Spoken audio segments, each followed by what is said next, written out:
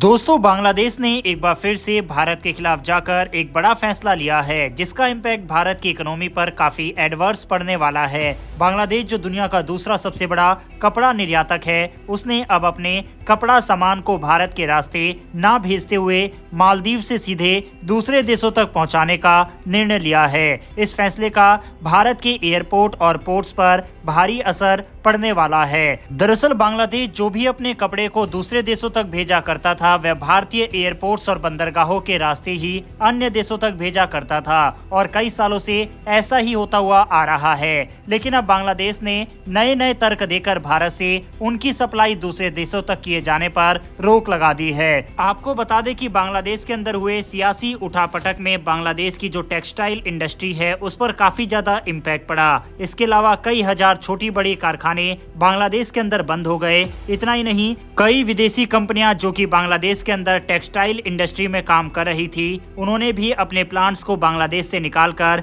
भारत में शिफ्ट कर दिए। इसके अलावा कई भारतीय कंपनियां भी बांग्लादेश के अंदर टेक्सटाइल सेक्टर में काम कर रही थी, लेकिन जिस तरह का माहौल बना था, उन्होंने भी अपने कारखाने को भारत में शिफ्ट करना शुरू कर दिया।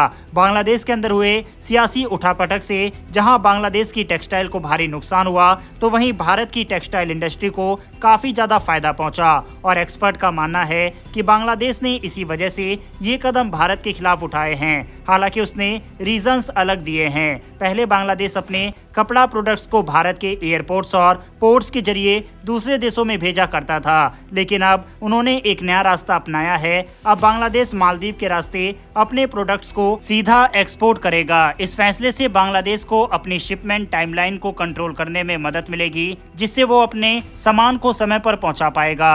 अंतर्राष्ट्रीय कपड़ा बाजार में समय पर डिलीवरी बेहद अहम होती है, क्योंकि एक खास सीजन के लिए बनाए गए कपड़े समय पर नहीं पहुंचते तो उनकी वैल्यू कम हो जाती है।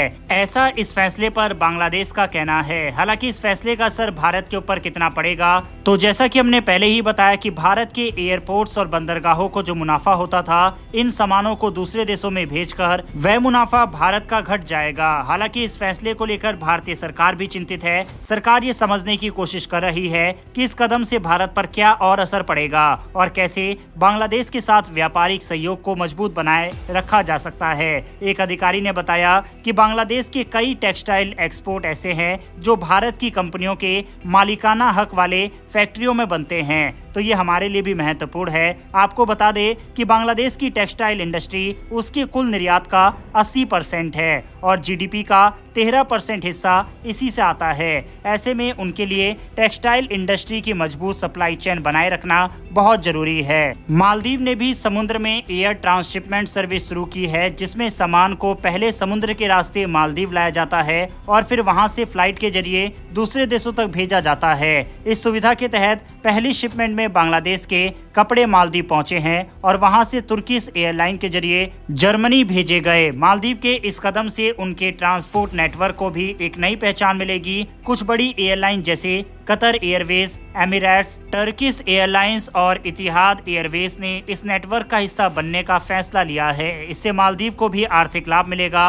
और बांग्लादेश को शिपमेंट का भरोसेमंद रास्ता। मालदीव और बांग्लादेश दोनों के अंदर ही सरकारें चेंज हुई है और दोनों ही देश चाइना के करीब जा रहे हैं। वहीं इस नए गठजोड़ के पीछे चीन का हाथ बताया जा रहा है। बहरहाल बांग्लादेश के द्वारा लिए गए इस फैसले पर आपकी क्या राय है, कमेंट बॉक्स में लिखकर बताइएगा। बढ़ते हमारी अगली खबर की तरफ, जो कि हमारे एक और पड़ोसी नेपाल से आ रही है। नेपाल का केंद्र बैंक नेपाल राष्ट्रीय बैंक ने हाल ही में एक चीनी कंपनी को अपने नए 100 रुपए के नोट्स प्रिंट करने का काम सौंपा है। इन नोट्स पर नेपाल का एक नया राजनीतिक नक्शा दिखाया जाएगा, जिसमें विवादित क्षेत्र लिम्पुआधुरा, लिपुलेख और कालापानी को नेपाल का हिस्सा बताया गया है। इस डिजाइन को नेपाल के मंत्री परिषद ने मंजूरी दी है। असल में नेपाल ने जून 2020 में अपने संविधान में संशोधन कर इन विवादित क्षेत्रों को अपने नक्शे में शामिल किया था, लेकिन ये कदम भारत के लिए बिल्कुल अस्वीकार्य कार्य रहा है। भारत का कहना है कि ये क्षेत्र उसकी संप्रभुता और अंतर्गत आते हैं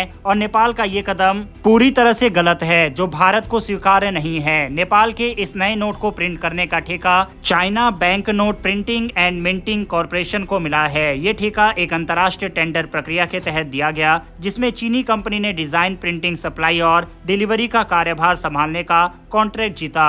रिपोर्ट के अनुसार इस प्रोजेक्ट के लिए लगभग 8.99 मिलियन अमेरिकी डॉलर का बजट तय किया गया है और कंपनी को 100 रुपए के करीब 30 करोड़ नोट्स प्रिंट करने का काम दिया गया है। नेपाल और भारत के बीच सदियों से दोस्ताना संबंध रहे हैं, लेकिन ऐसे कदम दोनों देशों के रिश्तों में तनाव पैदा कर सकते हैं। चीन की कंपनी को प्रिंटिंग का ठेका मिलने से यह मामला और भी संवेदनशील हो गया है, क्योंकि इसने नेपाल भारत के विवाद में एक और बड़ा खिलाड़ी जोड़ दिया है। हालांकि भारत ने इस नोट का विरोध तो जरूर किया है, लेकिन इसके अलावा भारत की तरफ से कोई भी बड़ा एक्शन नेपाल के ऊपर नहीं लिया गया है। इसके पीछे कारण बहुत सिंपल है कि ये सभी क्षेत्र भारत के अंदर है और यहाँ भारतीय लोग ही रहते हैं। इसीलिए भारत बार बार इस मुद्दे को उठाकर नेपाल को एक मंच नहीं देना चाहता, लेकिन नेपाल के द्वारा लगातार उकसावे वाली कार्रवाई जरूर की जा रही है और इससे दोनों देशों के संबंधों पर असर पड़ सकता है। बहरहाल इस खबर के ऊपर अपनी राय कमेंट बॉक्स में लिखकर बताइएगा।